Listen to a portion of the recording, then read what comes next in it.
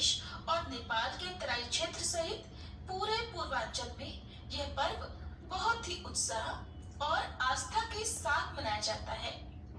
व्रत की शुरुआत होती है सप्तमी तिथि के नहाए खाए से। इस व्रत को निर्जला रखकर अगले दिन व्रत का पारण किया जाता है। कहते हैं कि महाभारत के युद्ध के दौरान जब अश्वत्थामा ने क्रोध में आकर अभिमन्यु की पत्नी उत्तरा के गर्भ में पल रहे शिशु पर ब्रह्मास्त्र प्रहार कर दिया, तब गर्भस्थ शिशु का जीवन संकट में पड़ गया।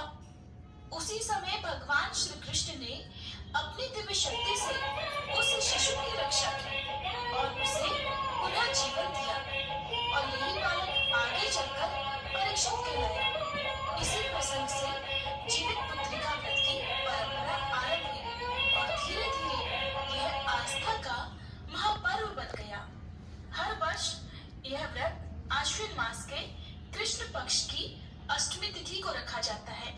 संयोग ये भी है कि इसी दिन पितृ पक्ष की अष्टमी का श्राद्ध भी संपन्न होता है और इस व्रत में भगवान गणेश, माता पार्वती और भगवान शिव की पूजा भी विशेष रूप से की जाती है।